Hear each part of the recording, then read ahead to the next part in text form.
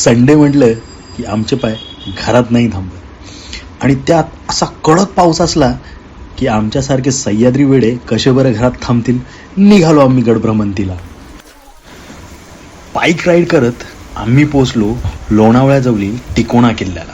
किल्ला तसा फारसा मोठा नाहीये, पण किल्ल्याचं लोकेशन, किल्ल्यावरून दिसणारा पावना लेकचा व्ह्यू आणि अवतीभोवतीचा हिरवा गार निसर्ग एकच नंबर आहे भावांनो.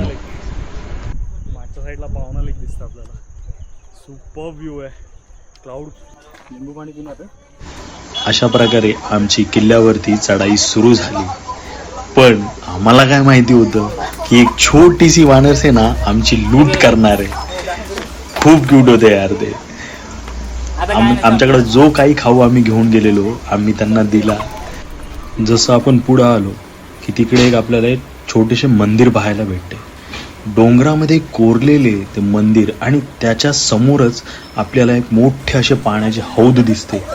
याच्यावरून कळते की तिकडे पाण्याची सोय कशा प्रकारे केली असावी. 12ही महिने आपल्याला त्या हौदामध्ये पाणी पाहायला भेटते. तुम्ही 12ही महिने कधी जा.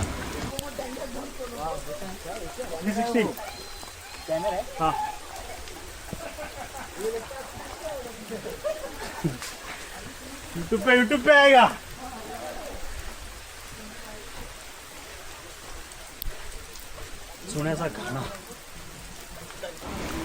चुन्याचा घाणा याचा वापर गड बांधणीच्या वेळेस दगडांमध्ये लागणारा जो मसाला बनवावा लागत होता त्यासाठी केला जात असे.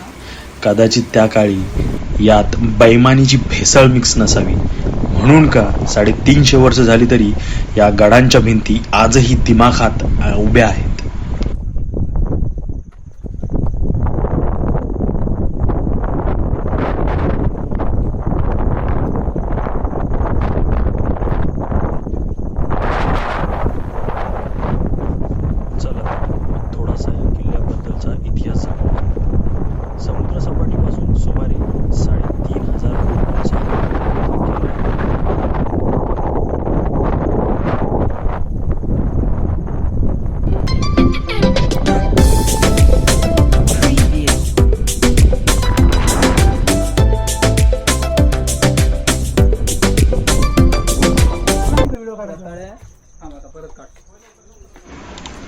थोडे पुढे गेलो आणि आम्हाला गडाचे पहिले द्वार लागले. बारायगडा आणि स्वराज्याच्या अशा बऱ्याच संघटना आहेत ज्या गडावरती संवर्धनाचे काम करत आहेत. त्यात गडावरती उत्खनन करणे आणि डागडुजीचे काम करणे अशा प्रकारची कार्य ते करत असतात. त्यांच्या मोहिमेला खरंच सलाम. सेफ्टीसाठी गडाच्या कड्यालगत भिंती बांधण्यात आलेल्या आहेत. तिकोणा गडाचा फारसा इतिहास उपलब्ध नाही. अहमद शाह निजामाने इसवी सन 1482 ते 83च्या सुमारास जुन्नर प्रांतावर स्वारी करून जुन्नरचा बराच प्रांत आपल्या ताब्यात घेतला. तेव्हा हाही गड त्याने आपल्या ताब्यात घेतला होता. 1657 मध्ये शिवाजी महाराजांनी हा किल्ला जिंकून परत स्वराज्यात आणला आणि नेताजी पालकर यांच्याकडे काही दिवस तिकोणाच्या किल्ल्याची जबाबदारी दिली. नंतर जो पुरंदरचा तह झाला तेव्हा हा किल्ला पुन्हा जयसिंगाला देण्यात आला. थोडं पुढे गेल्यावरती आपल्याला दुसरे द्वार लागते. हे द्वार भग्न अवस्थेत असल्यामुळे कदाचित याची दुरुस्ती किंवा डागडुजी करायला जमलेलं नसावं. पण खरंच दरवाजाची अवस्था बघून आपल्याला कळते की यावर किती तोफांचा मारा झाला असेल.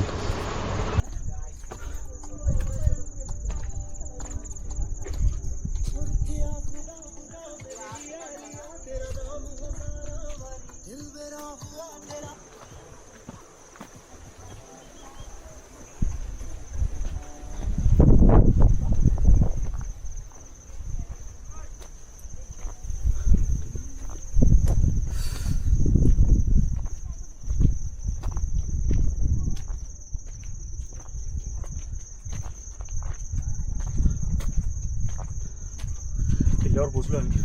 हार्डली 15-20 मिनटं लागली आम्हाला किल्ल्यावर पोचायला. आता आम्ही वरती चाललोय बाले किल्ल्यावरती. मेन डोअरमधून एंटर झालो महादरवाज्यातनं.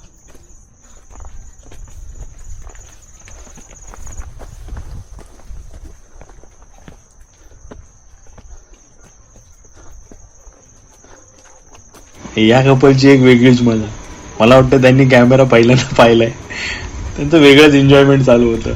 म्हटलं चला रेकॉर्ड करूया एक कॉमेडी. तो कन्वर्सेशन होती होगी पण हाँ ये तो भी चीज है.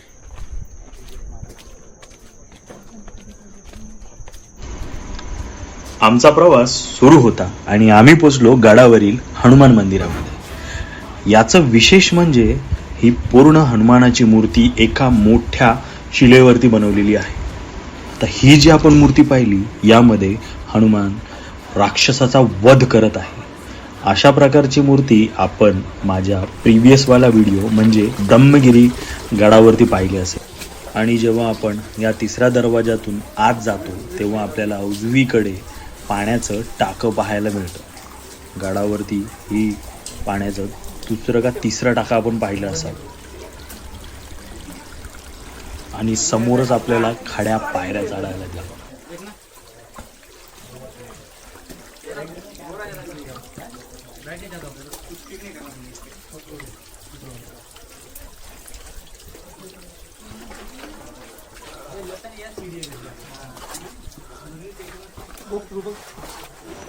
या पायऱ्या चढून आपण पोचतो गडावरील मुख्य दरवाजात. काय भक्कम दरवाजा आहे हा, खरंच नजर एकदम स्तब्ध होऊन जाते.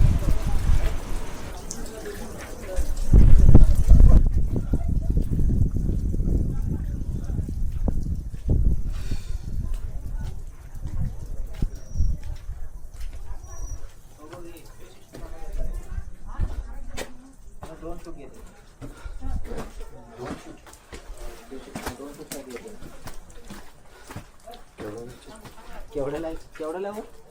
55 360.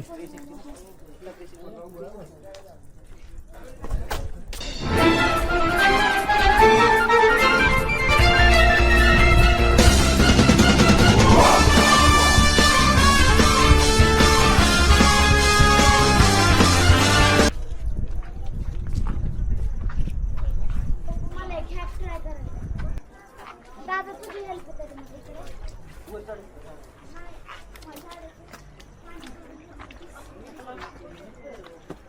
खाली पेक्षा ना ते हवेवर. इथं नाही बाई. इथं सुवायला होता तिकडे. तुमच्या इकडे.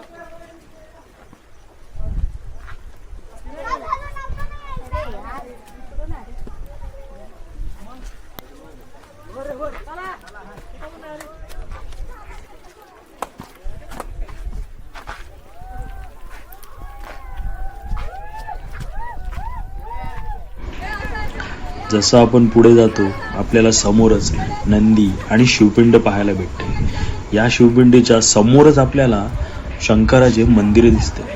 मंदिरामध्ये असलेली शिवपिंड. आणि आमचं खूप चांगलं नशीब आहे की जेव्हा पूजा अर्चना चालू होती तेव्हाच आम्ही पोचलो.